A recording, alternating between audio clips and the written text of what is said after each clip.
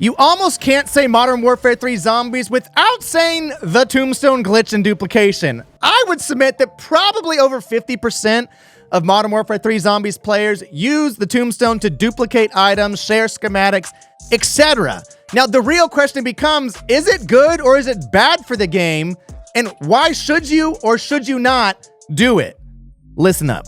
OneAverageDan here. The main reason that I use a Tombstone to duplicate items is this right here.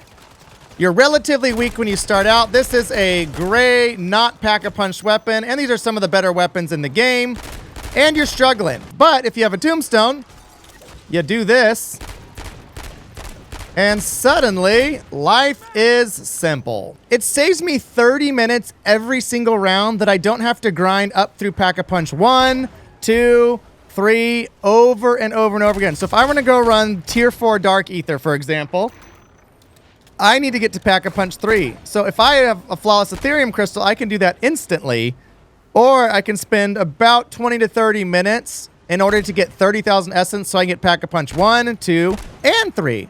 Or I can just click one button because I put it in my stash and bring it in, or because it's in my Tombstone and bring it in. So I can get right to the things that I want to get to. Now, my total game of wanting to play took me 40 minutes or even 30 minutes total instead of an hour to do the same thing that I wanted to do. And let me remind you, this is not a skill issue.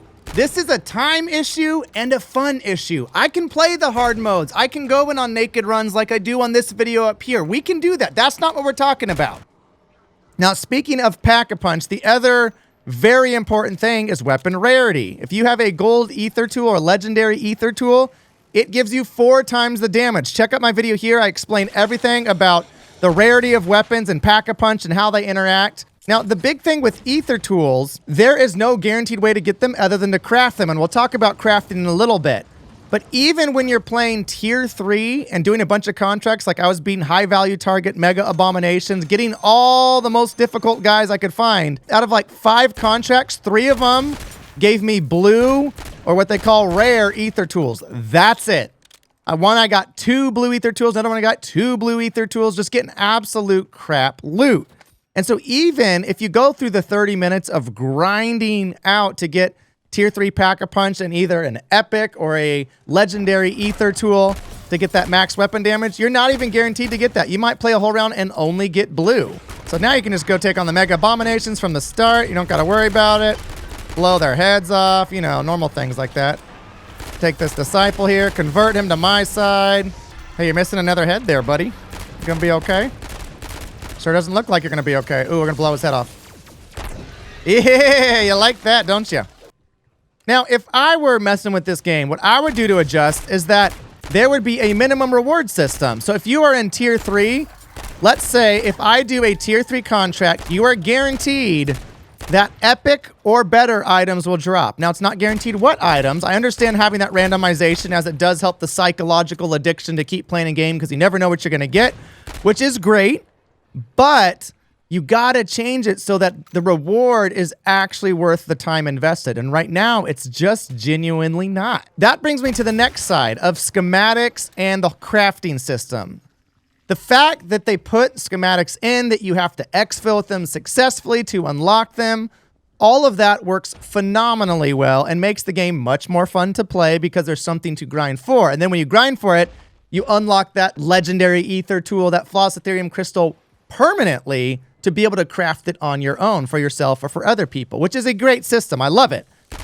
The big issue with it is the cooldown time. So for any legendary item that you're doing, it is a minimum of a 48-hour or 2 full days in real life time cooldown, which is insane. And then for the Flawless Ethereum Crystal, it's 3 days. That means if I'm playing Modern Warfare Zombies with my buddies Friday night, the first round, we're going to go beat the Red Worm, and I craft a Flawless Ethereum Crystal, I have to wait until Monday evening in order to craft that thing again. So think of the insured weapon slots. If you've played DMZ, obviously you're playing zombies. If I successfully exfil with essence, killing zombies, completing contracts, etc., that 1.5 hour time to get my insured weapon slot back now gets reduced by an hour. with the crafting, they need to do the same thing. When you craft and you have a 1 day or a 2 day or a 3 day cooldown, if I exfil and get a bunch of good stuff, a bunch of contracts, maybe some missions complete, get a bunch of essence, then that crafting should go down from 3 days down to maybe 2 days. Come on, come on. There we go. Thanks for dying, buddy. All right, let's see what we get. Hey, refined Ethereum diagram, speed cola. This is good loot. This is how it should be every time. The last reason that I use a tombstone, and I think for many people why we all use a tombstone, is the stash. In an exfil survival style shooter like this is, you know, similar to Escape from Tarkov, DMZ, all those kind of games, you have to have a stash. So the great items that you get in the game, you need to be able to bring them back in when you want. So that way there's a reward for looting. If I get great items, okay, I'm gonna save those for later for another mission or for my buddies or next time I come in to do this and that. Now there's no sort of like flea market like Tarkov has where you can buy stuff externally. And I'm not saying that they should bring that in, although it's probably not a terrible idea. But right now, the entire stash limit for the whole game is 10. 1, 0, 10. Think about this. On a large rucksack like I have, 1, 2, 3, 4, 5, 6, 7, 8, 9. I have 9 items on my person right now, which let's look at that from 2 different perspectives. That means if I have a fully loaded stash of 10, I fill up my rucksack to bring all the best items in, you know, for a Dark Ether Elder Sigil Tier 5 round, then I now have 1 item left in my stash. On the flip side of that, let's say I play a lot, so I have 10 legendary, amazing items in my stash. I go to the Dark Ether, I get all these cases, all this amazing loot. I can't keep any of it. I either got to get rid of stuff or I'm forced to take it in the next round. My proposition is the stash should be a minimum, again, minimum of 40 items and probably more like 50 or 60. This allows you to get all the best items that you want, to keep them, and to be encouraged again to use them, which should be the point of all this. You're missing your head. You probably wished you were dead. Oh, you're missing 2 heads now. What you gonna do? What you gonna do about it, buddy? That's a mistake. Never shoot lasers at me, buddy. Look at blue, rare, ether tool, 3-plate armor. 3-plate armor vest is fine. Large rucksack, that kind of stuff's fine. But blue should not be happening from a tier 3 mega abomination. It's supposed to be hard to kill that. It's like a little mini boss, right? I think tiers might still be the best guns in the game.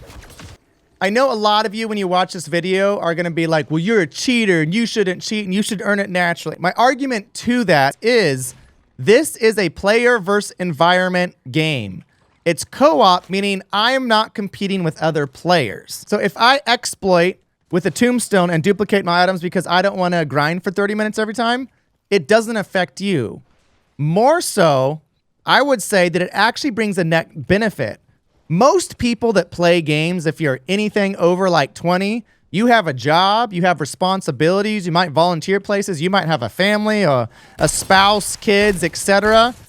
You're not jumping on to go play for 4, 5, 6, 8 hours like professionals do. You have an hour, maybe 2 hours at the end of a long week to play. So do you want to spend 50%, 60% of that time just getting your guns to the place you want so you can go run the Dark Ether?